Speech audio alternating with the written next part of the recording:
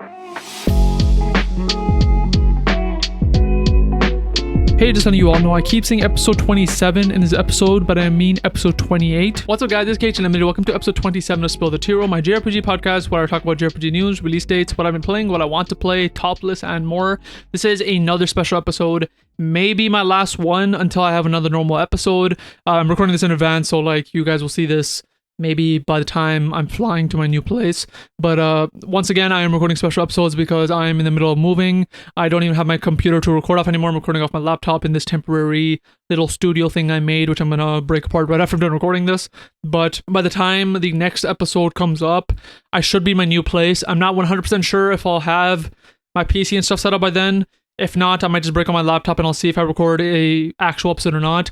But that's where I'm at for now. This is another special episode, and I want to try something different where I thought it'd be fun if I just went through every single game or JRPG that I've played this year and just talk about them a bit. And the way I'm going to do that is pretty much I found out there's a website where I can check my PlayStation trophies, and I can pretty much just use that to see what games I played this year. So that's what I'm going to be using to check my PlayStation games. And just in case I have my Steam pulled up too, in case there's some JRPGs I played there. I don't really play like any serious games on Steam. It's just mostly like for the other channel that I work on. I play like random games there, so I won't be talking about those games. But I'll be pretty much talking about any game that I actually play on my own time that I actually enjoy, and then going through it like that. I also noticed, I do play mobile games now, so like I'll probably mention those too.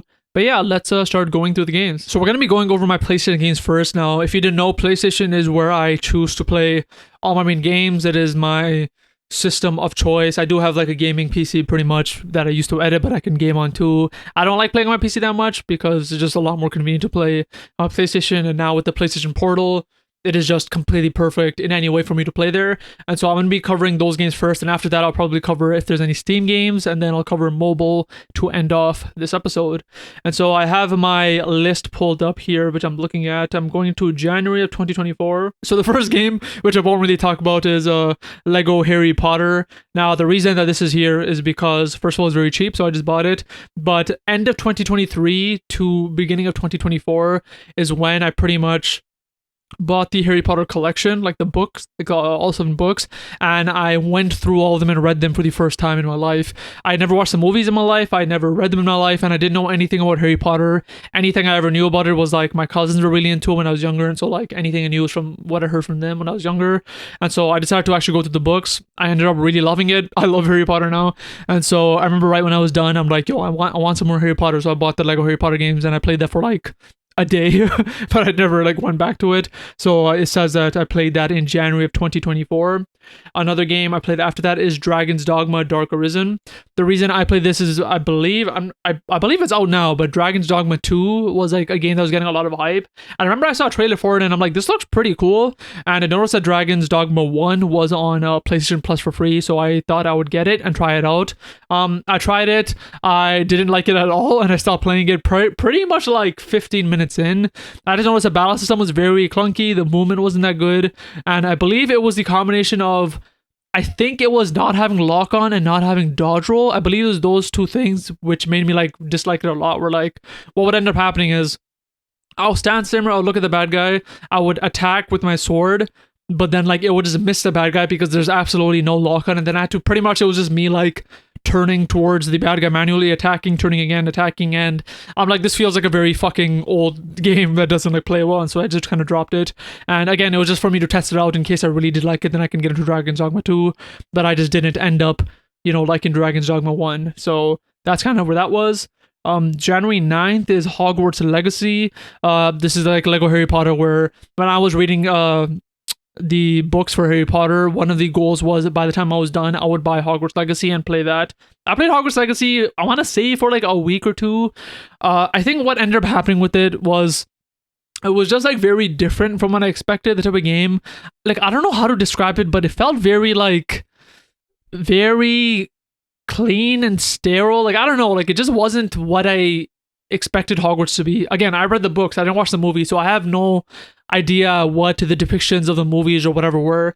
But like when I was in Hogwarts Legacy, like it was beautiful, it looked really nice, but like it looked very different from what I imagined. Everything was huge, very clean, almost like it was like all marble and like very bright. Or I imagine Hogwarts as like this dark, grungy place. And funnily enough, when I played Lego Harry Potter and saw Hogwarts there, I'm like, this is what I actually imagine Hogwarts to be like. And so I don't know, Hogwarts Legacy to me just like, it wasn't what I imagined kind of Hogwarts to be. But more than that, I just didn't like that none of the Harry Potter characters were in it, because it takes place, I think it was in the past, not the future. I think it takes place in the past, I believe. And so because of that, at least where I was in the game, there was no characters I knew. There's no connections. If it was like in the future, it would be cool. Like maybe you knew like relatives of characters, like if like Ron's descendant and Harry's descendant were with you, but like you straight up know nobody. There's no one, like they're like not even teachers. Like if it was, what I would have loved if it was like even as simple as 10 years before the story of Harry Potter, and there's still all the teachers you kind of know, that'd be pretty cool. But like every teacher is new, every student is new. And so when I was playing it, I'm like, I don't really fucking care about anyone here, and I kind of dropped off because of that. The gameplay was kind of interesting, I kind of like that. But in terms of like me just getting off the Harry Potter books and wanting to experience the Harry Potter world, it kind of didn't feel like it, because it didn't, not only did Hogwarts not feel like Hogwarts to me, but there was literally no character from the actual series, so it kind of felt weird to play it. And so that's kind of when I dropped off of Hogwarts Legacy. The next game is Disney Speedstorm. This is a game that I actually played a lot. If you don't know what Disney Speedstorm is, it is a kart racing game, but it is Disney based. And I'm not sure if I mentioned this on this channel, but Disney Speedstorm surprised me, because as I played through it, I realized that I think it plays better than Mario Kart to me. Like it usually when I play a different kart racing game, it's pretty fun, but in the back of my mind, I'm like, this is really good. It's not as good as Mario Kart though in terms of how it plays. I think Disney Speedstorm is like the rare game where I'm like, this is better than Mario Kart to me. Not only like how it plays, the visuals is beautiful, the tracks are beautiful. I obviously love the characters, they're all Disney based, and so I really loved it. And because it is more the modern style of like, there's like a battle pass, there's like a single player track you get to play through, there's multiplayer. I just thought the game was like very good, and I played that for a while. I was playing Speedstorm, I was playing on my own, I was playing with my brother on my PlayStation Portal. That was what I was playing for a long time. I think I just like naturally fell off at some point, but that was a game that I was really loving. And if you haven't tried Disney Speedstorm, I recommend it. I believe it is a free to play game, and so you can play it on whatever for free. And so yeah, Disney Speedstorm was a very fun game. The end of January was Final Fantasy 16. I believe this was me actually finishing the game. So I actually started the game when it came out, which was, I believe, June 2023. Oh yeah, it was June 2023. It was on my birthday, I remember that. But I started playing at launch, and then I got to some point and I got very busy, I believe around the finale. And then January 2023 was where I was like, okay, let me finally pick it up and finish it, or else I feel like I'll never finish it. And so I got into it. I started playing, like I play a bit, and then I came back a week later, played a bit more, and then I started ramping up on it, and then I finished the game, and I fucking loved it. I think it probably is my favorite Final Fantasy game. And so, yeah, Final Fantasy 16, I very much enjoyed. Boss battles are top notch. I still want to make a video on like the boss battles. I have one recorded, just like not uploaded on the channel, where like I went very in depth on the Titan boss battle. And so that is something I may upload to the KhUnlimited channel at some point.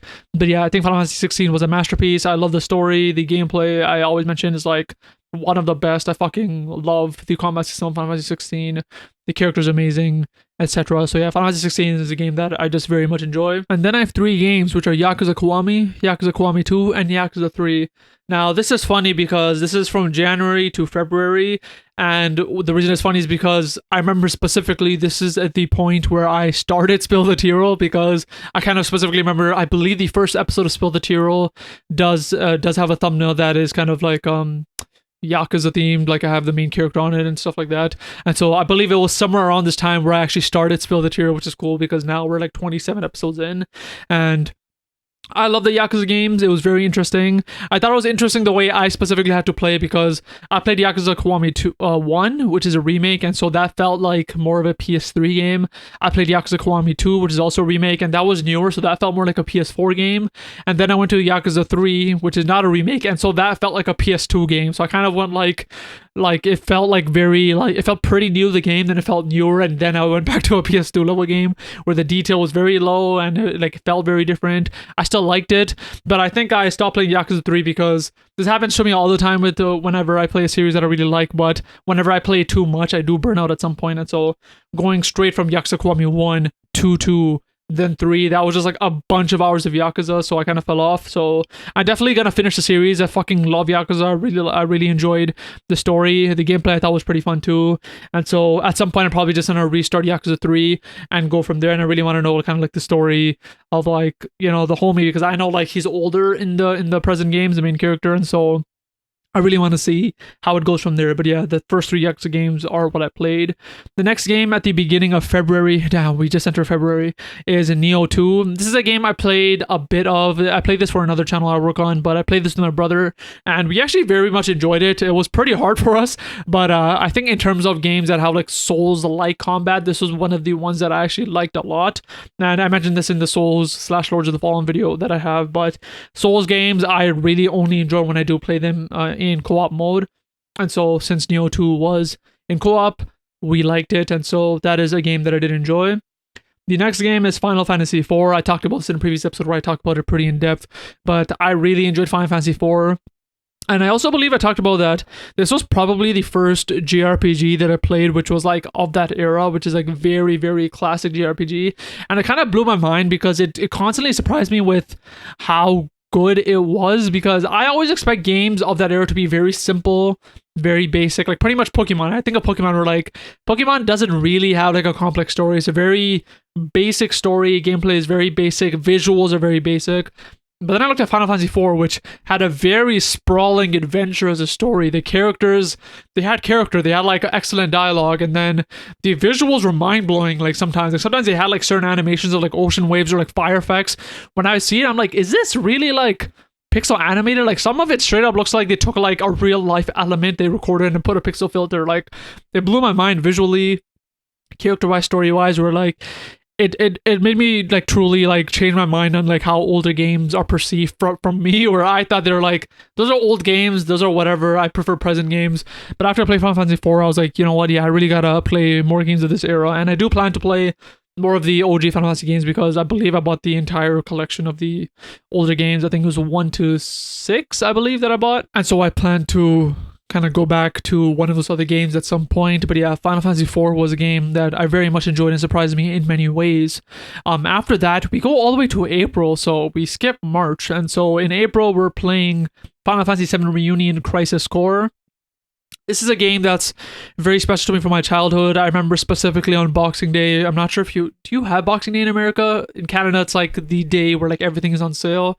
And so I remember going like with my parents and cousins and like going to a game store, and Crisis Core was like a game I picked up on PSP, and I loved it. This was like the first game I played, which was Kingdom Hearts like, and I really liked it. And so I played it on my PSP. My brother played it like fucking 20 times on his PSP. And then from then, like I never played it again. And then they finally made Reunion. My brother got it. He loved it. He played it. And he even bought it for me on Steam, so I'd play it on my Steam Deck. I played it like once, and then I never played it again because I just didn't really want to play it. Like to me, like it was a game I played as a kid, but I didn't really feel like playing it again. But recently, I kind of had a hankering to play it. I believe I had a hankering to play it because I was gonna go on to Rebirth, and so I played Crisis Core Reunion while playing Final Fantasy VII Remake, which is kind of what the Let's Play on the channel was about. And I remember recently that I didn't complete the Let's Play on the channel, even though I have all the episodes recorded. I think I just forgot about editing at some point. So I will complete that at some point, I promise. But that's something I remembered recently. But getting back to topic, Crisis Core Reunion, I loved it. And what was funny is I realized that Final Fantasy VII Reunion is so much of a better game than 7 Remake, in my opinion. I remember very much loving 7 Remake when I first played it, but on my replay, I realized the game just isn't as good as I remembered. And so, especially playing it alongside Crisis Core, I realized that Crisis Core is probably a game that I like a lot more. And then Rebirth, I think, was another piece which I really loved too. And so yeah, Crisis Core was a game that I played on April. And at the end of April, which was Final Fantasy VII Remake, like I mentioned, I had a Let's Play on it. If you want to know my thoughts, just watch my Let's Play that I have so far, or the podcast episodes from around the time, because pretty much every episode I give my thoughts on the game and my theories and things like that. But I very much like 7 Remake. Again, is not as good as I remember, but again, this was kind of like me catching up to the Final Fantasy game so I can move on to Rebirth. So that's what that was about. After that, January. Okay, it says January for some reason again. I'm not sure why, but it's Final Fantasy 14.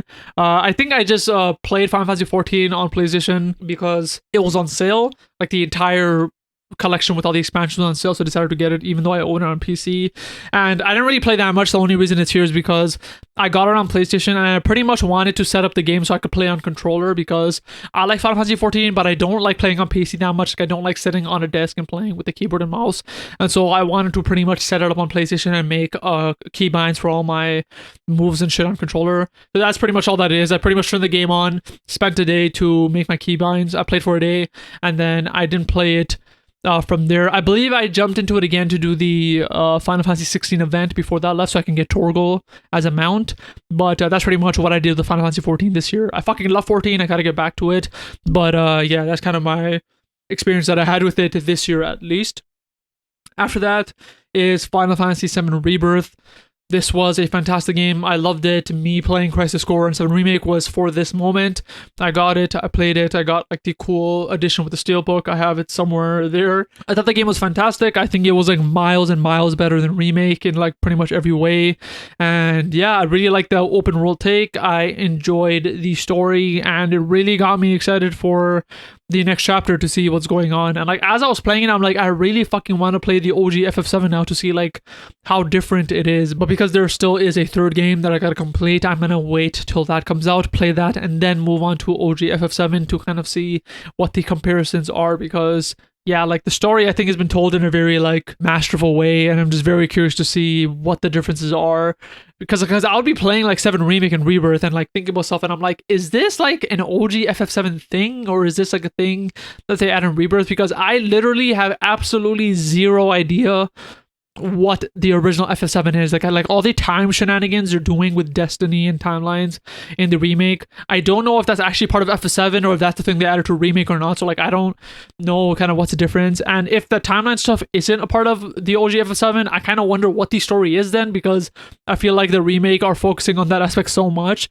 And so the more I play the series, the more I'm curious about what the original FF7 was. But yeah, Rebirth was a game I loved a lot. And again, if you want to know more about it, I do have previous Spill the Tearal episodes where I go more in depth. We have the end of May, which is where I played Persona 4 Golden. This is my first Persona game that I decided to play from beginning to end. I have, I believe, 2 Spill the Tearal episodes that I talk about it, and it's very funny because the first episode I talk about Persona 4, I talk about it in a very negative light, and then the second one I talk about it in a very positive light, because to me the game just got better as I played it, and I really enjoyed it. But yeah, I really enjoyed Persona 4. I thought it was very fun. I do think it was a bit too loopy. I don't think it's a game loop that I enjoyed too much overall, where like you gotta kind of go through the days and like kind of get through it. I mentioned this in my previous episodes, but I do think it's because of the way I played, where I pretty much did all the dungeon segments right at the start, and then the rest of the days was just me fucking around and bonding.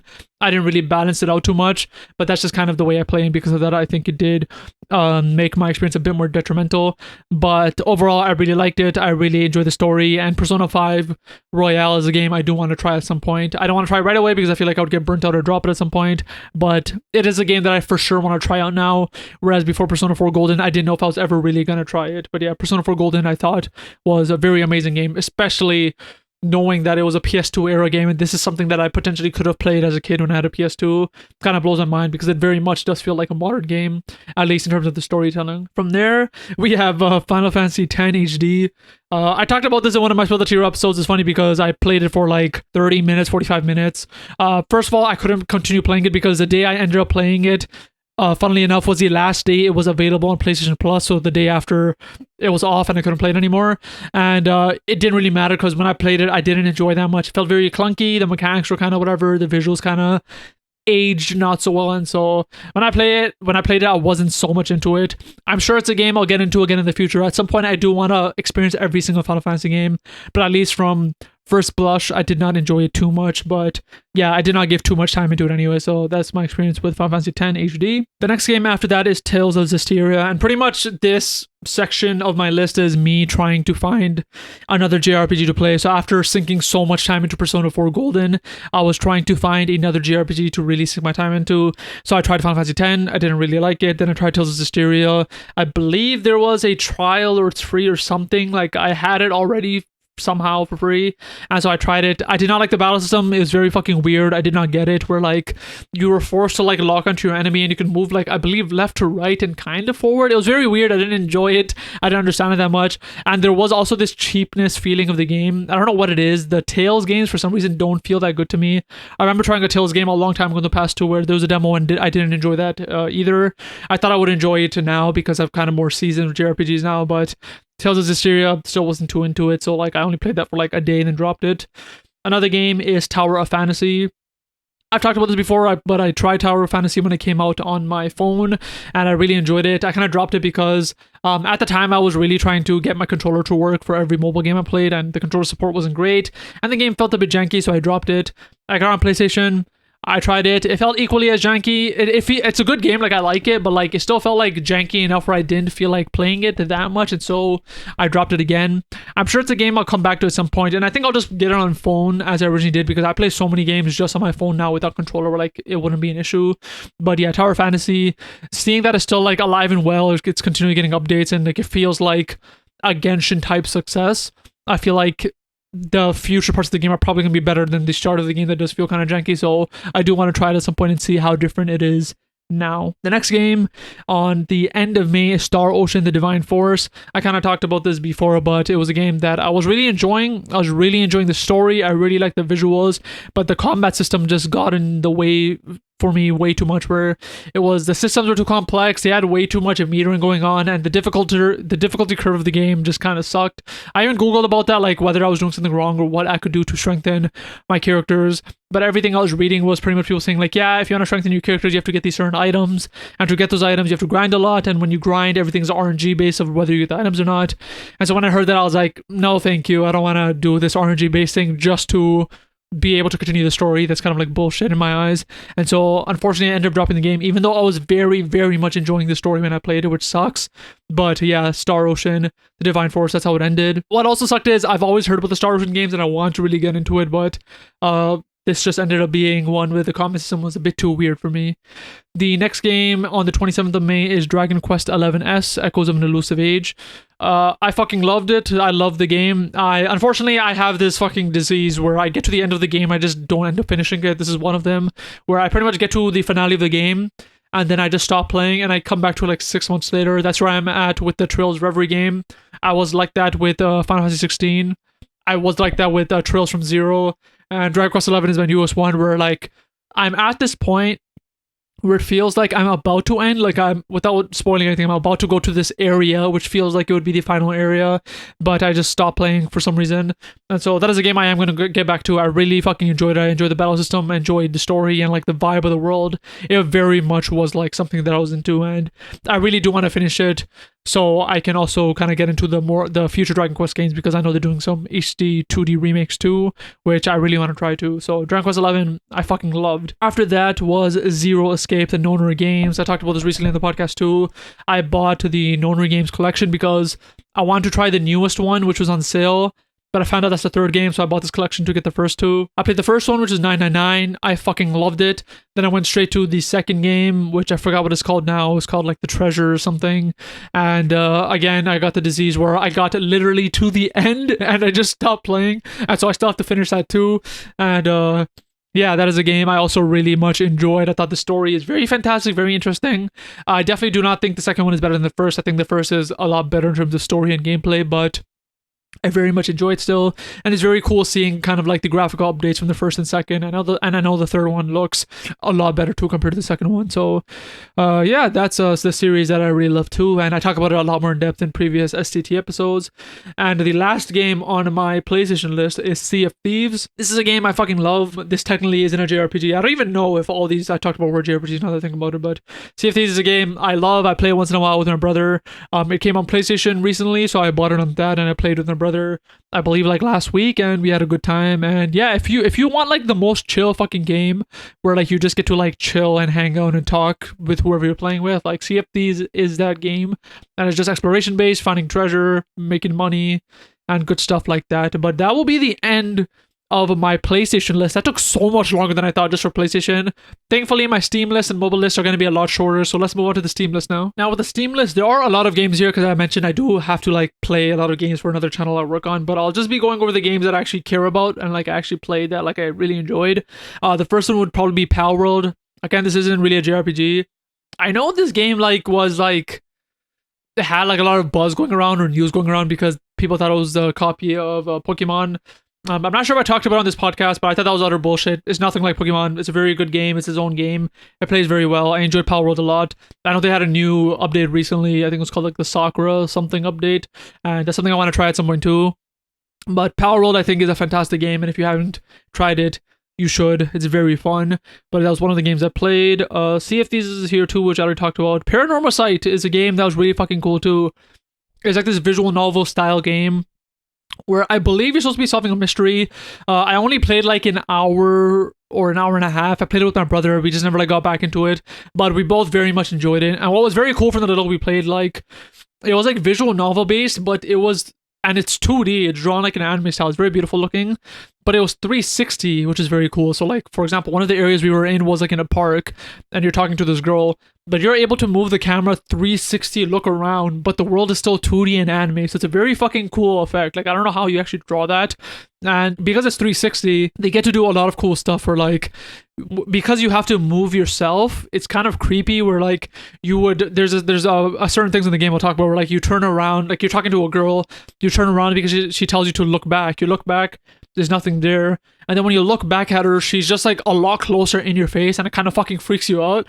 And there's also another thing that happens, which I won't spoil, that it's very fucking creepy when you notice when you turn around. And so I thought it was a very cool game from the little I played. Definitely want to play it more. And I just love that like it's a visual novel game, but they did something different with it being 360 and like giving more control to the player to actually look around and things like that. So Paranormal Sight I do want to get back into because it was very fun. I guess I'll mention this is not a JRPG, but as a game I enjoyed. Content warning, you probably heard of it because it got popular, but it's a very fun game to play with your friends where it's a lot like Lethal Company, but instead of going out and getting random parts to sell, you go out and make YouTube videos with your friends, and then you get to come back and watch them and see how many views it gets.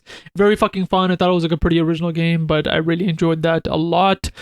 We have Platform 8. Platform 8 is a very fucking cool game. Apparently Exit 8 is very popular. I had never heard of it. My brother told me about it, but Platform 8 is its sequel. Pretty much what Platform 8 is, you're stuck in this subway station, not subway station, you're stuck on the subway car, and you have to keep going through it and kind of solving the puzzle in that subway car, and you have to get to Platform 8 to win the game. It's a very short game. It's like 20-30 minutes, but it's only like $5 or $8. The game was very cheap. But sometimes like you'd go in and like if you look at like the sign that tells you your destination, it would be like don't move, and then after you would be able to move. Sometimes it'd be like find the anomaly, and you'd look at the poster and you'd see like a ghost in the poster. Sometimes there'd be a little girl in front of you and you have to like make sure like you don't get killed by her and things like that. Sometimes like water would come out of nowhere and start rising. You have to get to the end before you drown in it. Things like that. It's very weird. It's very surreal. Sometimes there's like a big fucking human hand that would come out of the corridor trying to kill you, and you just kind of have to get through it and kind of find the anomalies. I also played Exit 8, which is the first game, which is very similar, but instead of being in a subway car, you're in a subway station, but similar concept. I played Chillazart Jisatsu. If you don't know the Chillazart games, I fucking love the Chillazart games because they're pretty much these lo-fi horror games where the creator just like pumps them out pretty frequently. And if I had to be a game developer, I would do it like this person, but because they have their own style, they're these short games, they have like a story to tell or whatever, and they just make these cheapish games which you kind of get to experience. And Jisatsu, I think, is one of their newer ones, I believe, which is you just going into this abandoned house and figuring out what's going on through these VCR tapes, what's the story here, and things like that. I didn't end up finishing that one, but I did play more of the games in the past. I think my favorite one is Parasocial, where you play this, I believe, a girl, like maybe university age, and like you live alone, but you start being stalked by one of your viewers because you're a streamer, and then like you have to go outside to a convenience store and you notice him following you. It's very creepy and surreal because, not surreal, it's just very creepy because it's so real, because like it's something that could really happen, where like some of the other stuffs are more like paranormal, but that game is like very much could happen to anyone in real life. And so I thought that was very creepy. But yeah, the Charizard games I think are fantastic. And the last game, I guess I'll mention this even though I technically didn't play this year, which is Dragon Ball Z Kakarot. The only reason it's here on my list is because the laptop I'm recording on, I bought it recently and I want to test the game, and so I put on Dragon Ball Z Kakarot to try it.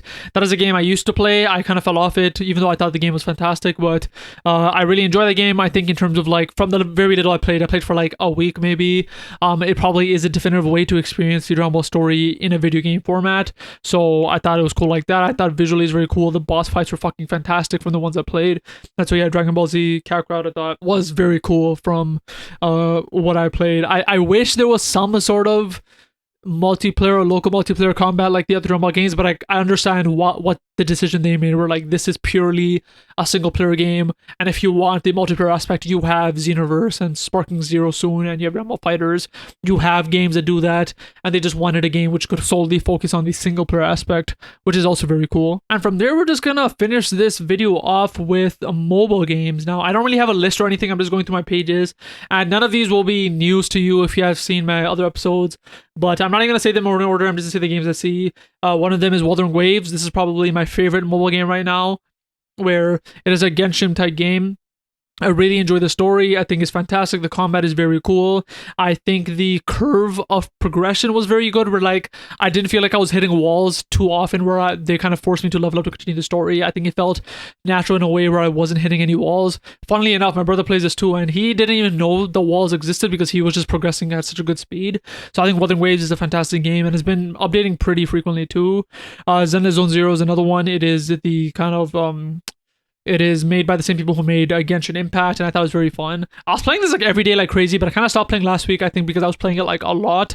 Like I was like every day like putting a lot of hours into it, so I'm kind of taking a break from it just for it to kind of get more updates, because I noticed I was constantly hitting the level wall where they're like, okay, you did a story quest, level up 4 more times, which is very annoying. Where like with Wuthering Waves, I thought the progression was a bit better, but I think Zenless Zone Zero, it being a very different type of game from Genshin Impact, was very fun. We also have the Trails of Cold Steel Northern War game. I talked about this, where like very much unfortunately this game just wasn't good in my opinion, where like I love the Trails games.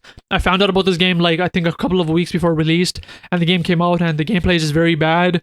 The translations are weird, and like I just don't like the game. Like this is the type of mobile game where people say like mobile games are cheap. This is the type of game where like kind of exemplifies that, where like I don't think it has that much budget at all. I don't think it's handled well, and it is a game unfortunately that I can see like shutting down at some point in the future, where like games like Wuthering Waves and Zone Zero, I just don't see that ever happening. And honestly, I think the last game I'll mention that I played this year is Honkai Star Rail. This is a game that I mentioned that I used to play a long time ago on mobile, and if you've watched my previous episodes, I mentioned that I played it a lot on my phone, maybe for a few weeks, but unfortunately I was one of the people that got hit with the bug where they forced me into the wrong server when I started. So when I started the game, I picked the American server, but there was a bug where they would just force you to another server. So when I was very far into the game, I realized I was actually playing on the European server the entire time. And the reason that sucks is when it came to like, for example, my friend was playing the game too, I couldn't add him because he was on the American server and I was on the European server. And what sucks even more is when the game came out on PlayStation forces you to use the American server, and so whenever I try to play on PlayStation, it would force me to create a new game, and you can't transfer your data between servers. And so very recently, in the last week, I started playing again on my phone, and so I'm starting on the North American server, and I'm pretty much like at the start of the game. I just got to the Astro Express and kind of met like my train homies there, but yeah, that is the game I've been playing most recently. I played like yesterday night, and so yeah, that is just the newest mobile game I've been playing. And yeah, I think that pretty much does it for every game I've played this year. I went through my PlayStation list, I went through my Steam list. And in terms of mobile games, I just looked at my pages.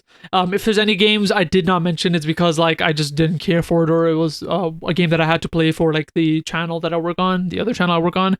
And so yeah, I'm surprised with how many games I've been able to play. I think I mentioned this before, but like the reason I was able to play so many like JRPGs that I love was because of the PlayStation Portal, because I mainly like playing on my PlayStation, but the issue was to play it, I had to kind of sit down and play it and like, you know, play on my TV. And I got the Steam Deck and I tried playing on that, but Steam games, like to me, like there's like not that much that I care about. And the Steam Deck is like a PC where it's kind of finicky to use. And so when the Portal came out, it was as convenient as a console, and I was able to play all my PlayStation games that I already owned on it.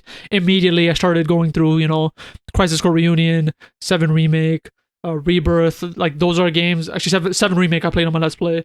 The Rebirth, Crisis Core Reunion, Persona 4 Golden, any other JRPG like Dragon Quest 11, like all those JRPGs that I mentioned that I played this year on PlayStation, that was all played fully on my Portal. Like I did not even like use the TV once for all those games, and so the Portal is like the reason I was able to play so many games. But it's very cool kind of looking back at what I played, and maybe I'll do this again at the end of the year to try to talk about the second half of the year. I know like right now it is August, so like there's only like a few months left, but maybe I'll do kind of a retrospective at the end where I'll kind of talk about all the games more in depth. And again, this is a special episode, so I kind of had to cobble this together last second, but if I do it at the end of the year, maybe it'll be something where I kind of like write some notes, make kind of like a script, and make a more of a proper video and release that. But yeah, hopefully you enjoyed this special episode. Like I mentioned, I'm trying to do like different types of special episodes. I was doing the tier list for a while, but I didn't want to kind of rely on it, so I decided to kind of do an episode talking about the games I played. If you missed last week's episode, I did an episode kind of talking about all the JRPG battle systems that I've experienced with, which ones I like, which ones I dislike, etc. And in the future, I'll try to do new things with future special episodes. In terms of episode 28, like I mentioned, I don't know if it will be a special episode because I'm not going to be recording it right now. At that point in time, I will be in my new apartment, and so whether my PC will be set up at that time or not, I'm not sure because I'm shipping a lot of my stuff. And so if it is set up, I'll probably record a regular episode. I kind of have the hankering to record a regular episode too. I kind of do miss the process of going through the news and learning about all that because I do actually enjoy learning about JRPG news. And so if I can make a regular episode, it will be a regular episode. If not, I'll try to think of another special episode. So yeah, hopefully you enjoyed this episode 27 of Spill the Tearal. If you're listening on audio services, remember to give it 5 stars. Are very much appreciated, and it truly helps with the performance of the podcast on audio services. If you're watching on YouTube, either on the Spill the Tearal or the KhUnlimited channel, like it if you liked it. Leave a comment on anything I talked about. Subscribe if you're new, and I'll see you guys next week for episode 28. Peace.